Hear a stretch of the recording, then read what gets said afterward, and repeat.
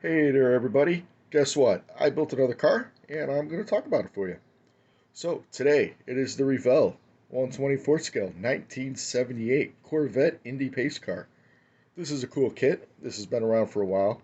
The box says it's new. The copyright on the box is 2020. Um, the copyright on the chassis says 1979. It's an oldie but a goodie. I know a lot of people have built this. There's a lot of great builds on this online. Please check those out. Please cross-reference those. Those are excellent builds. Mine, I built, and I'm going to talk a little bit about it for you. So, I am a huge race fan if you've ever watched my channel. But one thing that I've never built was a pace car for, well, I know there's a lot of Indy 500 pace car model kits out there. I have never built any as a pace car, so figured this is a good opportunity to do so. Like I said, this is an older kit. It goes together very well. Let's show you what I did. Put the hood on for you. So, like I said, an older kit, but goes together very nicely.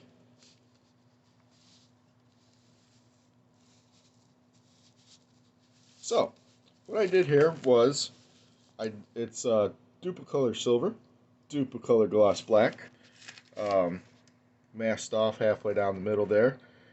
It's got the decals that go across the red line. It's got a, there's my pointer. This will work. It actually has a layer of black, and then the silver to red, and then another silver. So it cleans up whatever line you made very nicely. Be very, very careful. These decals are a little, they lay down good. It's just the curvature of the body makes it kind of weird. So you get a little couple marks like this. Back here, you can see where they don't want to lay down quite right. This side here, you can see the line is actually a little crooked. I didn't realize that until I laid the pace car decal down and showed the crooked. Other side, thankfully, is a lot better. So we'll display it on that side. Dun, dun, dun. Comes with real nice decals. The decals around the hood are very nice. Let's put this up here. There's decals in the dashboard. Very, very nice on the steering wheel, stick shift. So, Duplicolor paints on the outside. Inside is just a standard Rust-Oleum gray. And then I took some Testors tan through the inserts of the seats, floorboards, and a couple parts on the door there, just to kind of make it, give it a little depth, a little color. It's very nice. Decals also for the door handles, door locks. Decals on the tires, the wheels. It's not gonna focus for you. Now the center decal, that's a little bit of a bear to do. It's got the Corvette logo in there. Be very careful with those. The back, no big deal. Forgot to paint the bumper guards here. No big deal. I'll get to those too. Engine. What I did here was I cut the tabs off. I didn't paint the underneath the hood. Cut the tabs off on the side because every time I build one of these Corvettes, the hood never wants to close properly. So what I did was I just cut it off and just let it rest. The engine, a very nice little engine here. With enough paints, different paints, you can make it look very nice. So all I did here was just, gloss black, flat blacks. That's flat black, gloss black, silvers, gold, more black, red. The engine block is Model Master Sunburst. The valves covers, what I did was I painted it gloss black, and then I lightly took a sanding stick and just kind of went over to give the silver striping lines. Underneath, it's pretty average. I just did a few colors down there to make it look nice. Goes together very well. One of the problems I had, and I don't know if this is a kit problem or my problem, is the wheels all sit forward a bit. If you look on the wheel well there, they all sit forward.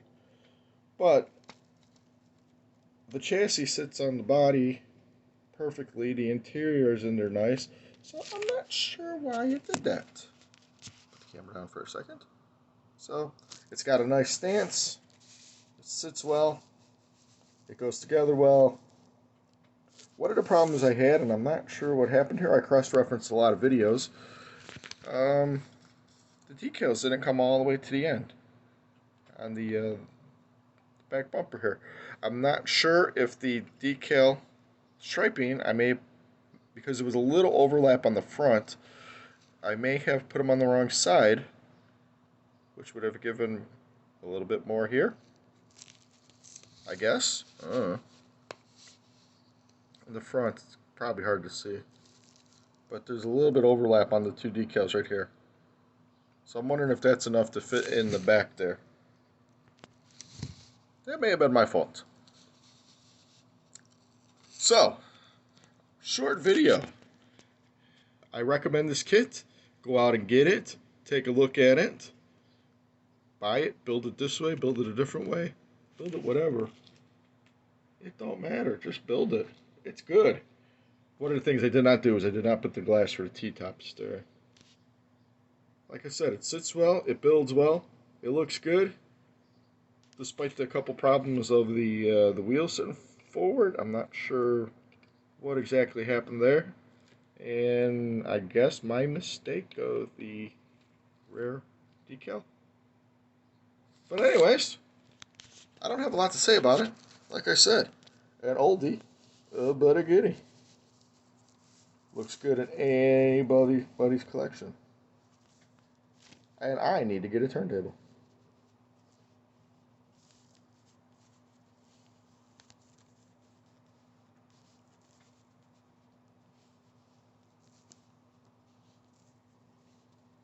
So everybody, thank you for watching.